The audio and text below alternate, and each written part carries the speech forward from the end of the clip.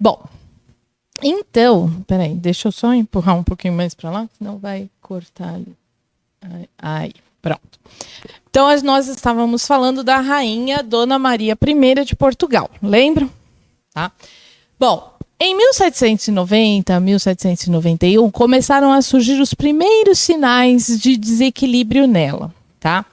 Se fosse hoje em dia, que naquela época, imagina, 1790, não tinha a evolução na medicina que nós temos hoje, inclusive não só na medicina do corpo, como da mente, né?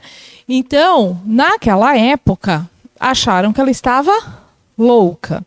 Se fosse hoje, ela seria diagnosticada com uma depressão grave. Então, na realidade, o que ela tinha era depressão. Só que eles não sabiam o que era isso. Então, eles achavam que aquilo era loucura. Segundo estudos da historiadora Mary Del Priore, a loucura da soberana é contestada. Então, para essa historiadora, a Rainha Maria não era louca, tá? Ela era vítima de profunda depressão, na época confundida com melancolia e insanidade. Na época não tinha isso, não existia depressão para eles. Então eles não tinham esse diagnóstico, a pessoa começava a ficar, estava louca, tá? O primeiro motivo da depressão foram as mortes sucessivas de entes queridos, a começar pela mãe, Dona Mariana Vitória, sua grande amiga e conselheira, em 1781. E já a avó também, com quem ela era muito apegada. Então morreu a avó, morreu a mãe. 5 anos depois foi a vez do marido e tio, que era o Dom Pedro III, com quem mantinha um casamento feliz. Apesar da diferença de idade, eles tinham o gênio parecido, eles eram compatíveis. Então, apesar de ele ser mais velho, até de ser tio dela, era um casamento feliz, até para os padrões da época, porque eles pensavam da mesma forma. Os dois eram muito religiosos, os dois eram mais austeros, tinham uma vida mais regrada, diferente até de outras cortes. Então, para ela, foi um baque. E fora os filhos todos que ela perdeu, que a gente já tinha visto, tá? Mari relata, foi uma morte atrás da outra, incluindo 2 filhos. É muita dor, sem contar as intrigas palacianas, inclusive dentro da própria família, além da pressão e dos questionamentos por ela ser a primeira rainha e mulher a ter plenos poderes em Portugal, apesar de a mãe e a avó terem sido regentes. A avó dela e a mãe já tinham sido regentes, mas regente governa durante um período que o rei está viajando ou está doente, mas nunca chegaram a ser rainhas. Ela foi a primeira rainha de Portugal. Tem gente que fala que a mãe do Dom Afonso, aquele lá que foi o primeiro rei, que ela foi nomeada pelo Papa da época como rainha. Então tem gente que questiona que ela que teria sido a primeira rainha. Só que como foi o Dom Afonso Henriques, que acabou meio que fundando realmente Portugal, antes não era Portugal, né? Então falam que ela é a primeira rainha mulher, né? A primeira rainha, não era rei. Então isso era uma pressão para a época também. E lembrem-se, o Marquês de Pombal fez de tudo para que ela não pudesse ser rainha quando o pai morresse. Então, tinha tudo isso, todas as intrigas, mas todas essas mortes que ela teve aí de pessoas queridas, né? Sem a mãe, sem o marido, sem ninguém. Então, ou seja, foi muita coisa. Então, realmente é motivo para qualquer um ficar depressivo, não é? E na época não tinha tratamento para depressão, então acharam que era loucura.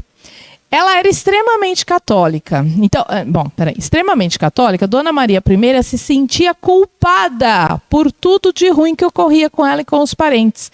Doença, naqueles tempos, era sinônimo de culpa e pecado. Então, ela achava que ela era culpada, que por isso que os filhos morreram, por isso que o marido morreu, por isso que a mãe morreu, por isso que o pai morreu. Então, ela se sentia, ela falava, eu devo ser muito pecadora. Então imagina, ela se sentia culpada e diante de tudo aquilo que estava acontecendo, é para qualquer um não ficar muito certo do juízo, né? E depois que o pai morreu, ela tinha visões do pai no inferno. Porque ela tinha se decepcionado muito com as atitudes do pai. E depois ela tinha visões. Naquela época, eles achavam que era o quê? Delírio dela. A nós que temos o conhecimento do espiritismo, pode ser que fosse delírio, como pode ser que ela realmente tinha uma mediunidade e ela via o pai sofrendo. Porque o pai podia se mostrar para ela naquela condição, né? Em 1792, foi afastada. E Dom João VI, que era o filho dela, assume como príncipe regente. Então, também, como ela era viva, ele ainda não era o rei. Ele assumiu como príncipe regente, tá? Quando assinava os despachos reais, ele também assinava o nome da mãe embaixo do dele, pois entendia que a rainha era a mãe. Ou seja, ele tinha essa percepção, porque se fosse outro, assinava lá, era ele que estava de príncipe regente e não queria nem saber da mãe. Ele tinha essa consciência de que ele estava ali por conta da mãe não poder, mas que a rainha era a mãe. Então ele assinava e embaixo ele punha o nome da mãe, tá? A família real veio para o Brasil em 1808 e ela faleceu no...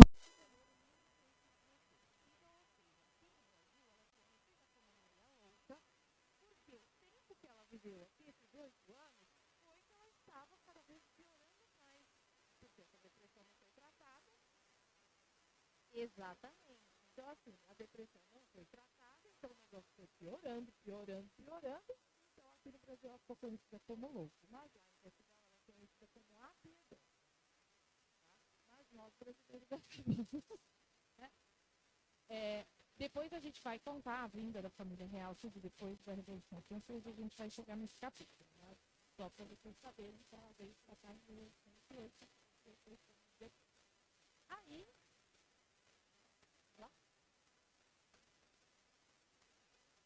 sabe essa expressão? Maria vai com as outras? Já ouviram falar, não é?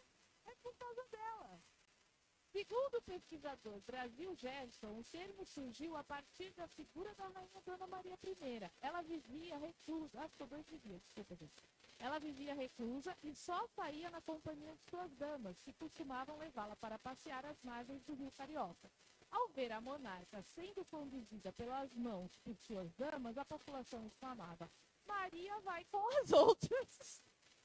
Olha lá, a Maria vai com as outras, porque ela nunca ia sozinha, tinham as damas, porque ninguém podia deixar ela sozinha, porque não sabia o que ela podia fazer. E daí veio a expressão, eu não sabia disso. Maria vai com as outras, tá vendo? Por que isso? Porque ela não saía sozinha, ela só ia com as outras pessoas. E aqui tem uma fotinha.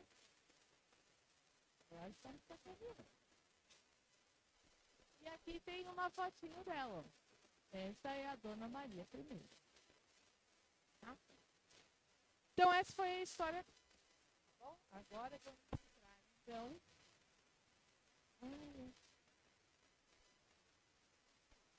Agora vamos continuar lá no capítulo, né? Porque o Humberto faz um breve relato. Rainha Maria, que eu aprofundei. E agora vamos voltar. Então, Humberto continua lá no livro falando assim: em 1789, instalara a...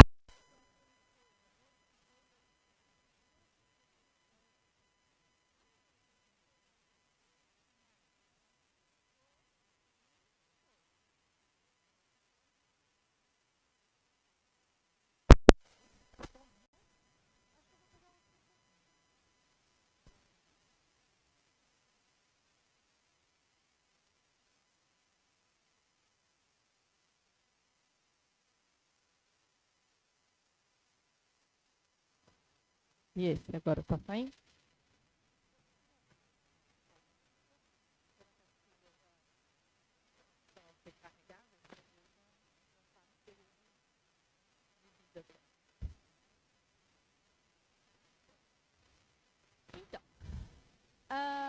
Então, essa Revolução Francesa, ela realmente mudou muita coisa na história. Era para ela mudar, mas não era para ter acontecido alguma coisa. Não, né? Então, vamos ver.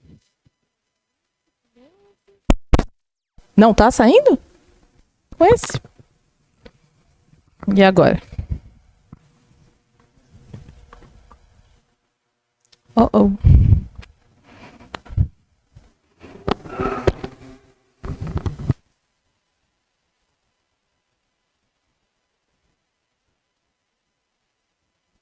Os dois, né? Ó, um tá saindo. Ah, esse aqui, ó. Esse aqui tá saindo, ó. Tá acendendo a luzinha ali, ó. Deixa esse aqui. Bom. Lá vou eu de novo. Então, nós vamos ver. Se a gente passar para a próxima. Bom, aí eu fui buscar mais um livro do Chico Xavier. Só que esse psicografado pelo Espírito Emmanuel, chamado A Caminho da Luz.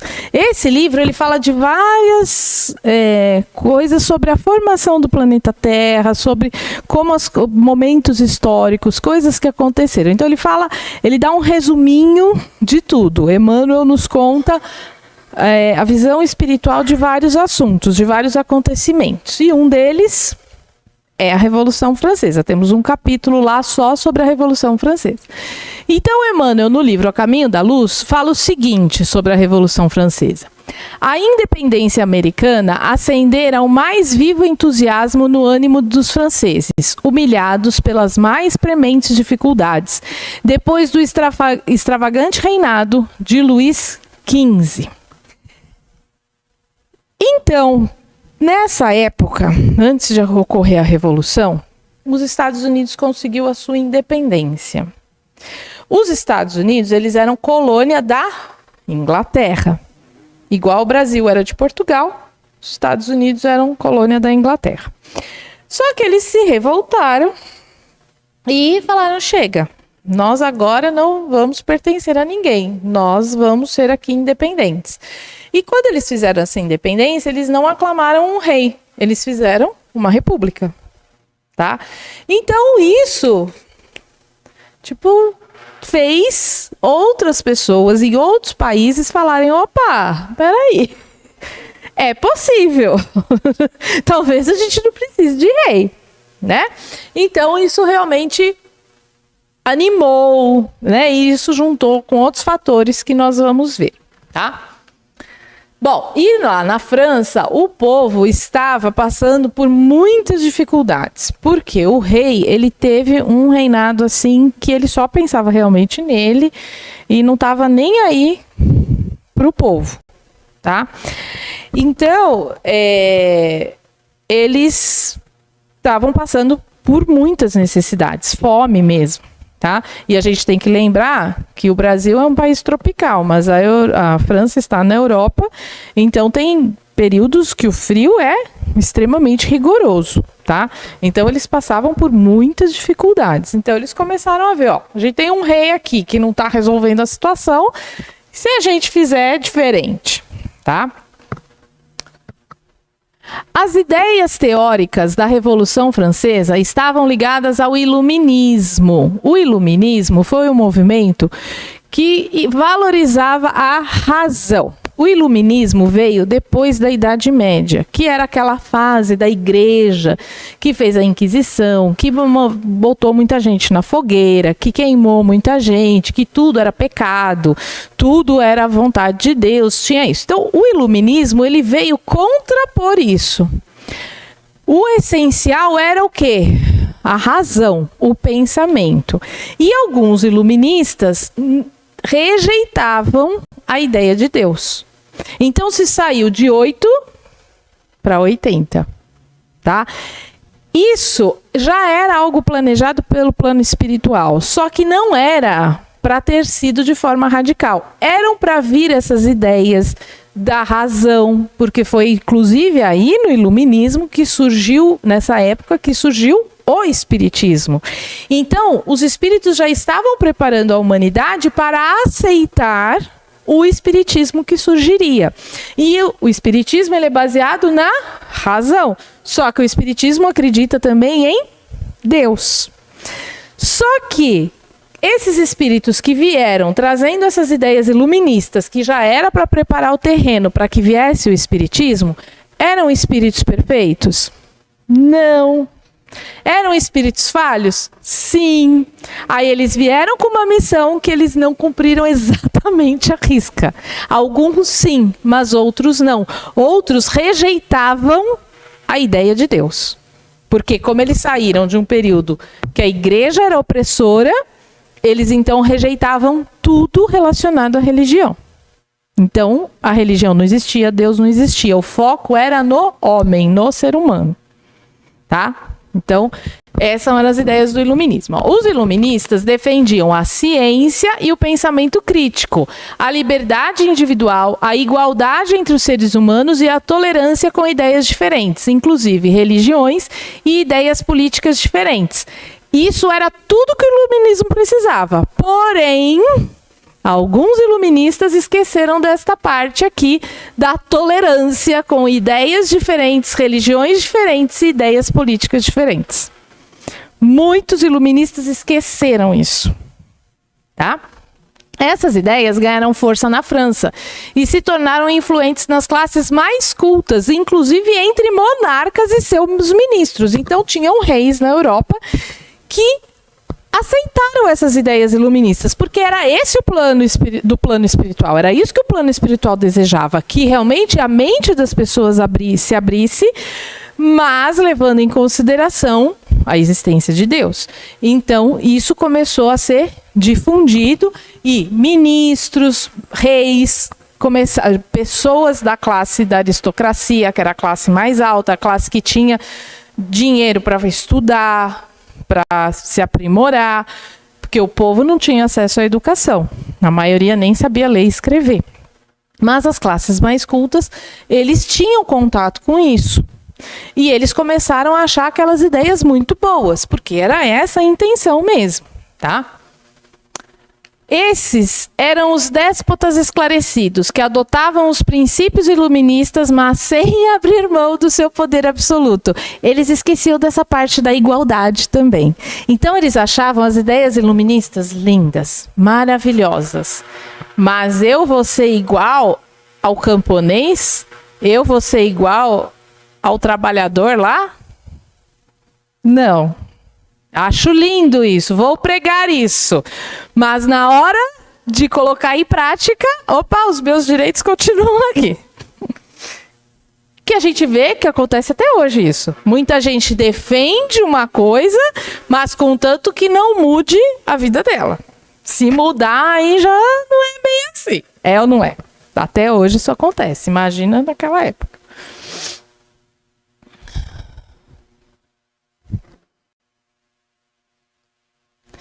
Emmanuel, lá do Caminho da Luz, fala: o luxo desenfreado e os abusos do clero e da nobreza chegaram em proporções espantosas. A situação das classes proletárias e dos lavradores caracterizava-se pela mais hedionda miséria. Os nobres e os padres eram isentos de impostos que recaíam sobre quem produzia. A nobreza não pagava imposto.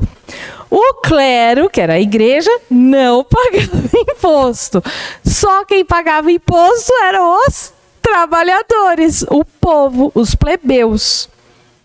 Ou seja, eles pagavam imposto, não tinham retorno nenhum e o dinheiro do imposto que eles pagavam ia para bancar a nobreza e a igreja.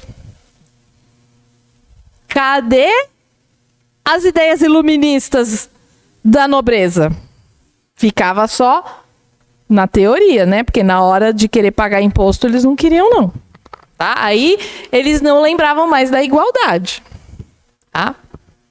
E aí, por conta disso, o povo estava vivendo numa situação muito difícil, porque os gastos aumentavam, os impostos aumentavam, e eles tinham cada vez menos, tá?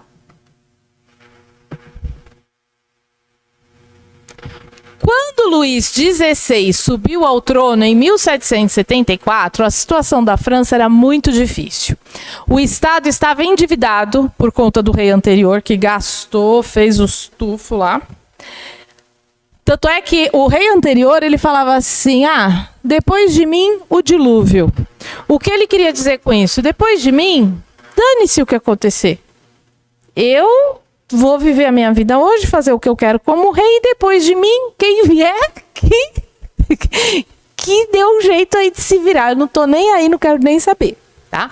E aí o pobre do Luís XVI herdou um país numa situação muito complicada. O Estado estava endividado e a fome atingiu o povo por conta do aumento da população, dos invernos rigorosos que causaram queda na produção e da inflação. Então, ou seja, eles estavam, além da dívida que já tinha, a população tinha aumentado. Então, não tinha comida para todo esse povo. Por quê? Por conta dos invernos lá muito rigorosos, porque lá o frio é intenso, a agricultura foi prejudicada. Então, a produção de alimentos diminuiu. A população aumentou, o número de alimentos diminuiu. O que causa isso também? Quando a oferta é menor do que a procura, a inflação. Então, ou seja, era tudo muito caro. Eles não tinham dinheiro para comprar comida, alimento, tudo mais.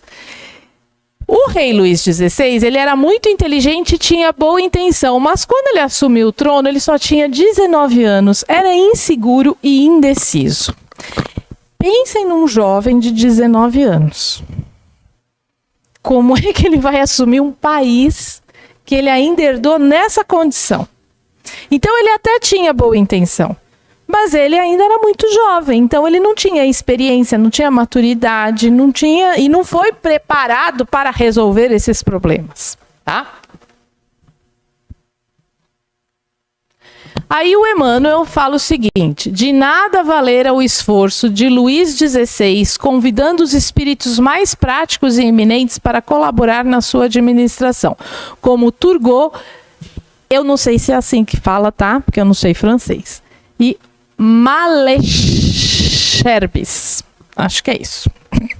Então, ele tinha boa intenção, então ele convidou pessoas que ele achava que eram inteligentes, que iriam ajudá-lo a resolver aquela situação. Mas a situação estava tão feia que foi difícil. Aí vamos ver um pouquinho quem é o Turgot.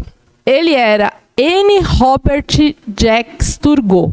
Ele era economista e ministro-geral das finanças do rei Luís XVI. Suas ideias de reforma econômica liberal despertaram a ira do clero e da nobreza, pois lhe tiravam certas mordomias e privilégios. Então, ele falou, gente, temos que todo mundo ajudar um pouquinho, né? E ele tinha uma questão, um pensamento mais liberal. Então, vamos pagar menos impostos, os pobres, e os mais ricos têm que pagar um pouquinho aí para ajudar. Vamos todo mundo ajudar, colaborar para melhorar. Só que a nobreza e o clero gostaram disso? Quem é esse aí que está chegando querendo mudar as coisas? Nada disso. Sob pressão, Luís XVI é obrigado a demitir-lhe em 1776. Porque a nobreza ali pressionou o rei, a nobreza e o clero pressionaram para que esse ministro fosse mandado embora, porque eles não estavam gostando dessas ideias dele, não, tá? Menos de 2 anos após subir ao cargo. Segundo alguns, suas reformas, se fossem aplicadas, poderiam ter evitado a Revolução em 1789. Porque se ele tivesse melhorado a situação do povo, a Revolução provavelmente não teria acontecido, tá? Mas não quiseram e pressionaram.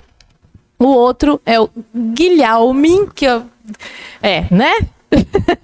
Chrétien de Lamontaigne, sei lá, de Malesherbes. Enfim, esse aí, tá?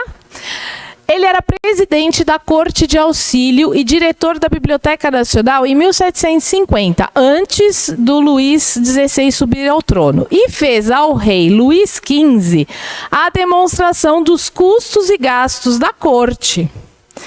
Então ele chegou para o rei, que era o Luís XV, e falou assim, olha, dá uma olhada aqui, os gastos que você tem aqui com a nobreza, com o clero, porque tudo isso era bancado pelo rei, só que o dinheiro do rei vinha de onde? Do povo, dos impostos. Chegou e falou, ou seja, você está gastando mais do que você está recebendo, não vai dar certo isso daqui. O que o Luís XV fez? Terminou com a corte de auxílio, da qual ele era presidente, e o exilou em suas terras. Tipo, ó, vai lá, fica lá recluso, eu não quero mais ver você na minha frente. Não gostou do que ele falou, ia acabar com as mordomias, então Não quero te ver. Saia daqui. Tá? Quando chegou o rei Luís XVI ao trono, ele fez a mesma demonstração. Só que aí o rei Luís XVI, diferente do anterior, do pai, o nomeou ministro de Estado. Só que aí ele mesmo acabou pedindo demissão um ano mais tarde, justamente pela pressão que tinha de quem não queria as reformas. Tá? Então, assim, sempre tem gente bem intencionada, né? Mas os dois, tanto Turgot quanto Malesherbes, eles eram adeptos às ideias iluministas. Só que aí sim, levando em conta todos os pontos, inclusive a igualdade, né?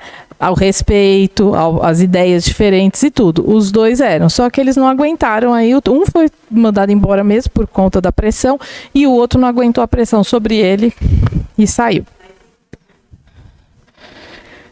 Eu não encontrei essa informação, mas eu acredito que sim. Tá?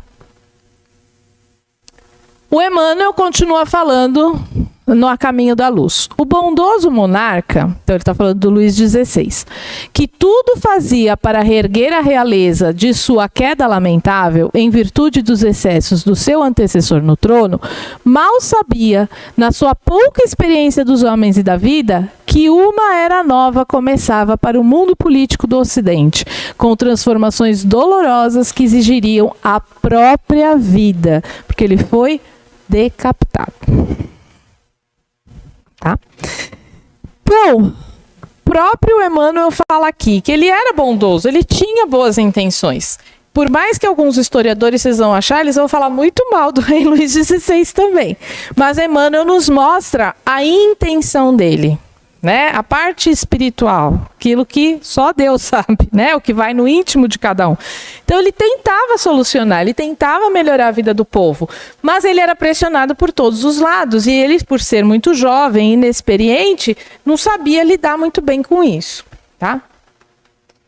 Luís XVI queria taxar os nobres e o clero, mas estes não aceitaram. Então ele queria que eles pagassem imposto também. Mas eles, imagina, não vão pagar nada. Os pobres e a burguesia estavam descontentes. Depois eu vou mostrar um desenho aqui que vai mostrar essas classes para ficar mais claro para a gente. Os pobres por conta da fome e os burgueses porque, apesar de terem dinheiro, por não serem da nobreza, não podiam chegar ao poder. Então tinham duas classes descontentes, os pobres e a burguesia. Os pobres não tinham dinheiro, não tinham o que comer, estavam descontentes mesmo. A burguesia tinha dinheiro, que eram os comerciantes. Então eles tinham dinheiro. Porém, eles não estavam satisfeitos porque eles eram esnobados pelo clero e pela nobreza. Eles não tinham muito direito de fala, eles não conseguiam chegar a cargos, a situações como a aristocracia. Né? Eles não eram aristocratas, eles eram os burgueses. Então eles eram vistos pelos aristocratas como seres inferiores. Sabe? Tipo, você tem dinheiro, mas você não tem educação. não tem delicadeza, não tem fineza, não tem sangue azul. Você não é da aristocracia. Então, eles também estavam descontentes por conta disso. Né? Porque eles queriam ter esse status também. Queriam chegar ao poder. Os intelectuais burgueses acolheram as ideias de igualdade e democracia e chegaram à conclusão que era preciso uma revolução. Ou seja, aquelas ideias iluministas chegaram nos burgueses. Já tinham chegado na aristocracia, só que para a aristocracia estava tudo bem. As ideias são lindas, mas eu continuo aqui com os meus privilégios. Porém, os burgueses gostaram das ideias e falaram, peraí, não é igualdade para todos? Então, cadê a nossa igualdade? Não estão respeitando? Então, vamos fazer uma revolução. Vamos impor essa igualdade a eles. E daí essa ideia foi crescendo. Além disso, a França, ela era inimiga da Inglaterra.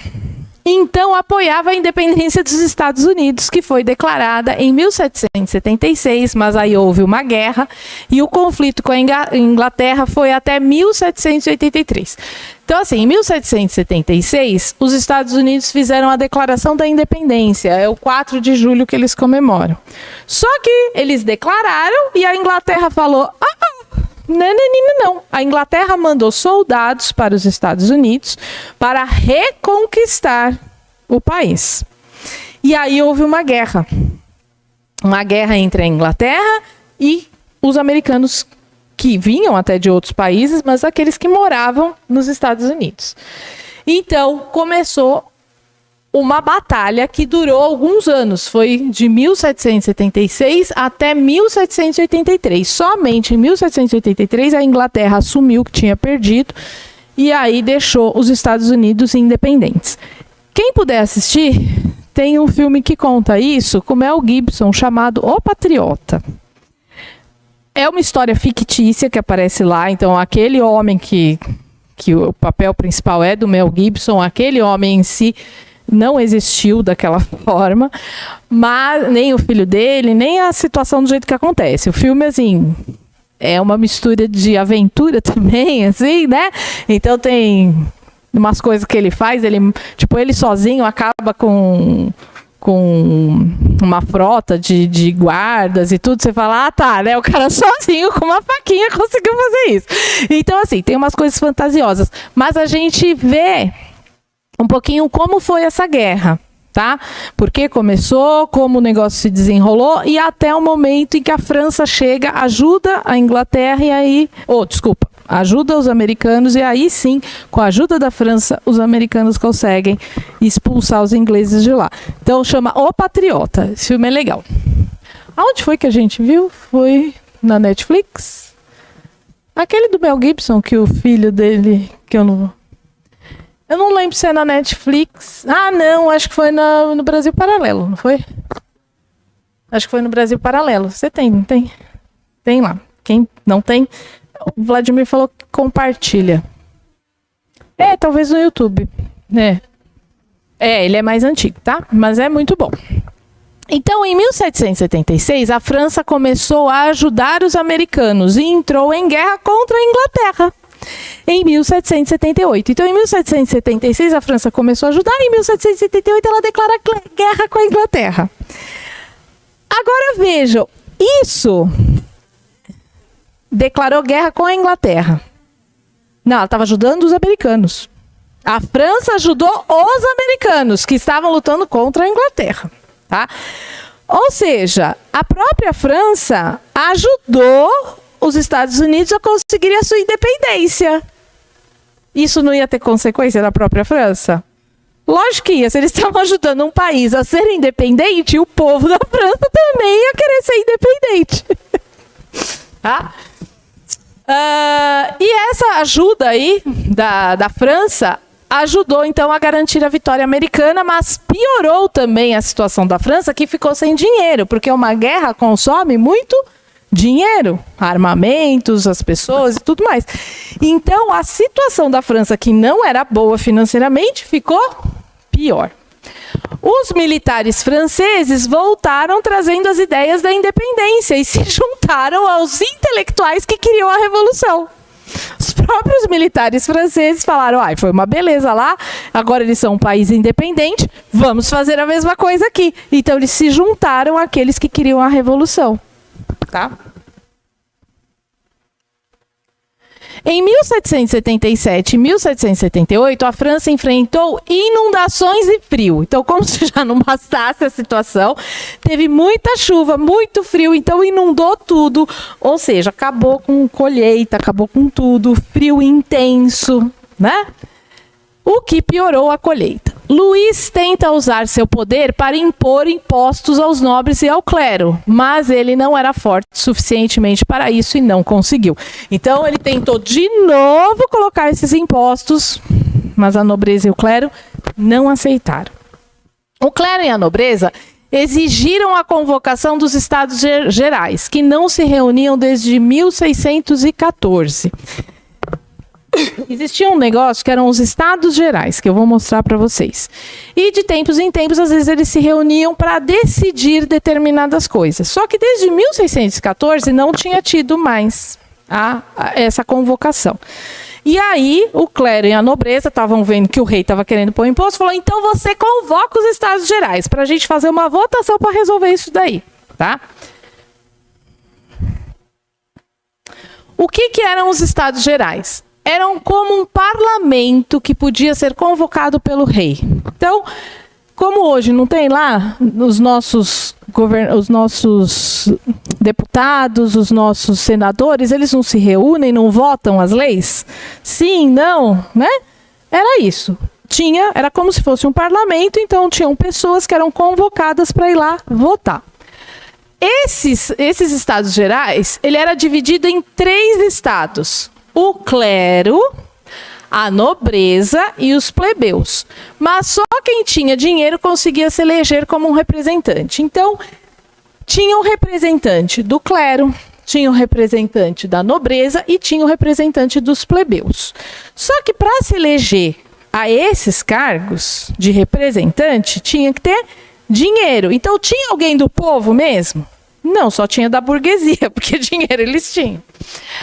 Então, dos plebeus, só tinha burgueses. Cada estado tinha direito a um voto. Porém, o clero... Deixa eu pôr já a figura aqui, que é mais fácil para vocês verem. Ó.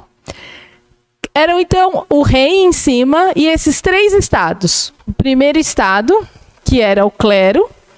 O segundo estado, que era a nobreza. E o terceiro estado, que era a burguesia e o povo. Cada um deles tinha direito a um voto. Só que olha a quantidade de pessoas que tinha no clero. 120 mil. Olha a quantidade de pessoas que tinha na nobreza. 350. E a quantidade de pessoas que tinha no povo, na burguesia? 24 milhões. Então esses 24 milhões tinham direito a um voto. Igual aos 120 mil do clero. Cada um desses estados tinha direito a um voto. Estava justo isso? Não. Por quê? Normalmente o que acontecia? A nobreza e o clero se juntavam e ganhavam. Então eles decidiam tudo.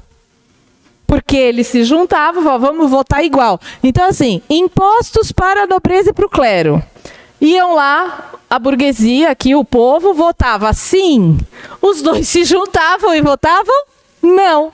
Como só tinha um voto para cada um, eles sempre perdiam. Então, quem decidia tudo era o clero e a nobreza. Por isso que eles pediram para o rei que acionasse essa reunião dos Estados Gerais. Porque eles sabiam que eles iam ganhar. Só que a situação estava mudando. O terceiro estado aceitou isso quietinho? Não. Eles acabaram se reunindo no dia 5 de maio de 1789 e os plebeus passaram a pedir que cada representante valesse um ponto, não cada estado. Então eles não queriam um voto por estado, eles queriam um voto por representante. Então se tinha 100 representantes dos plebeus, tinha que ter 100 votos. Porque aí eles iam ganhar, porque eles tinham mais representantes, tá? Apesar da recusa dos outros 2 estados, é lógico que a nobreza e o clero não queriam isso, os plebeus receberam um reforço de 100 deputados da nobreza, que eram adeptos ao iluminismo e conseguiram criar a Assembleia Nacional, que reivindicava o poder de legislar no lugar dos Estados Gerais. Então, 100 deputados, que eram da nobreza, falaram, peraí, os plebeus estão certos.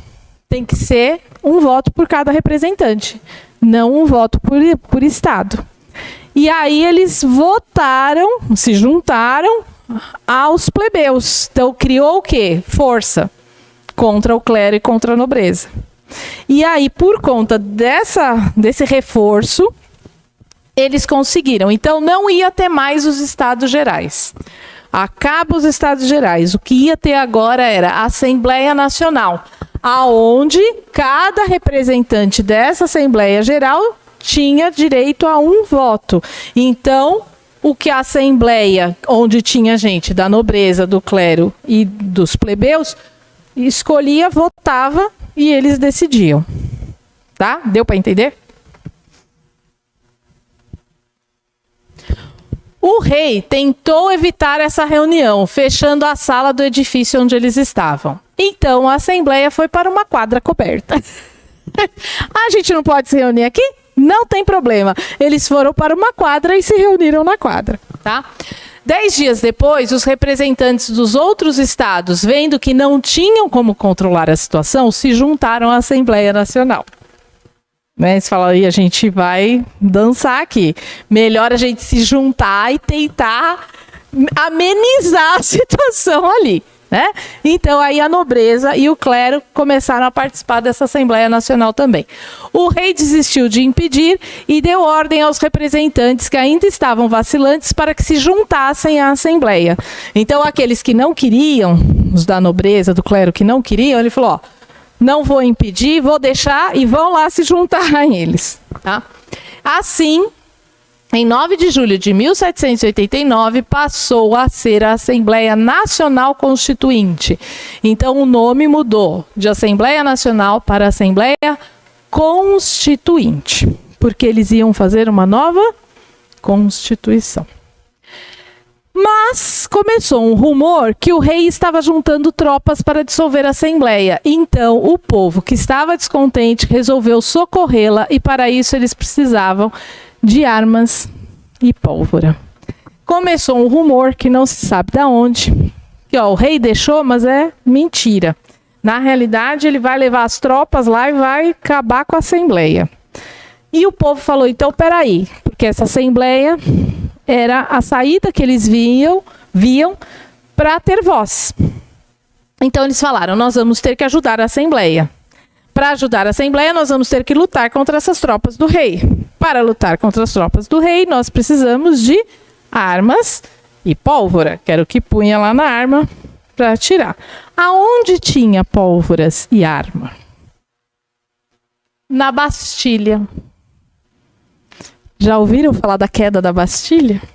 A Bastilha era uma fortaleza, uma prisão. Ela era chamada Fortaleza da Bastilha. Era uma famosa prisão em Paris, considerada um símbolo de opressão.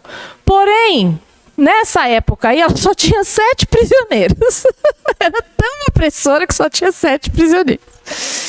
No dia 14 de julho de 1789, uma multidão atacou a prisão e começou uma batalha de 4 horas, onde morreram 83 pessoas. O prédio foi incendiado e o governador da prisão, tipo o administrador, foi executado pela multidão. Esse fato é considerado o início da Revolução Francesa, que é a famosa queda da Bastilha.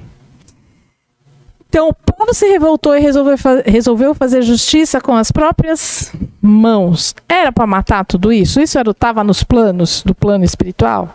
Não, não estava.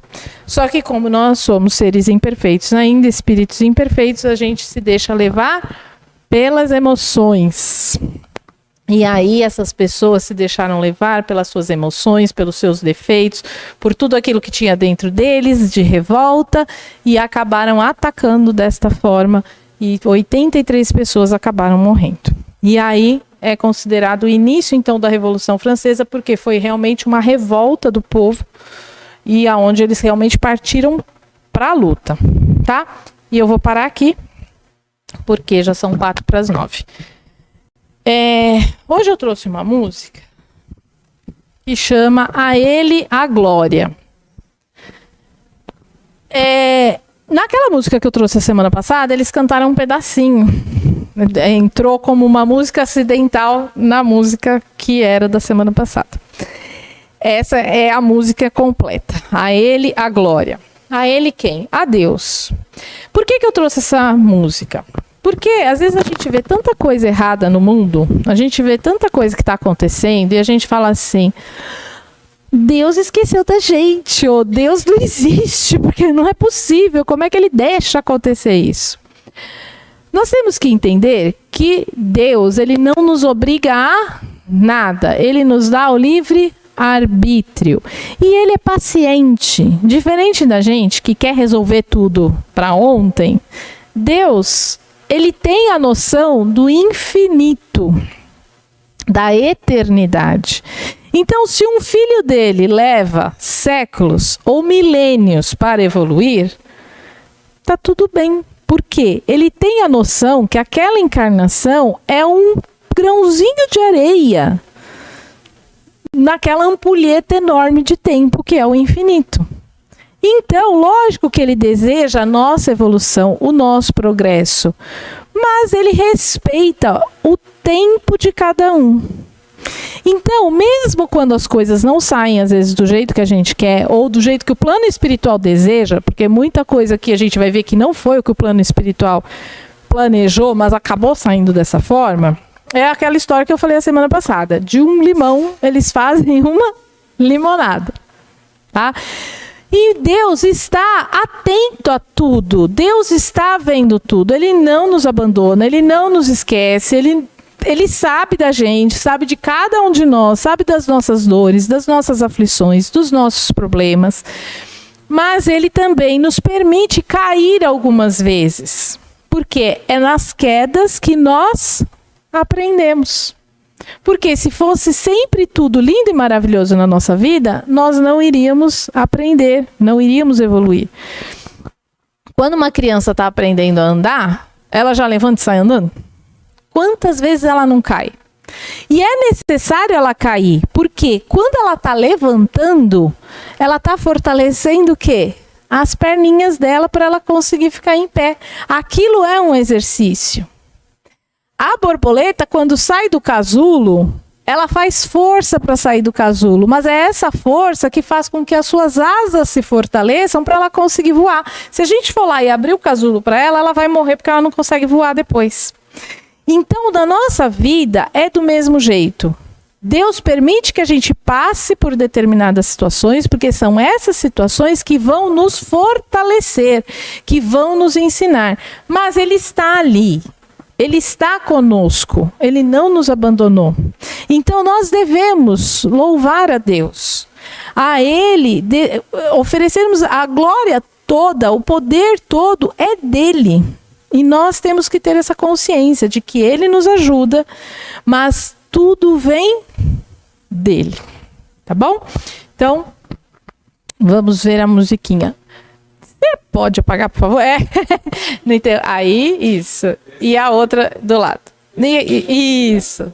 Não vai levar choque.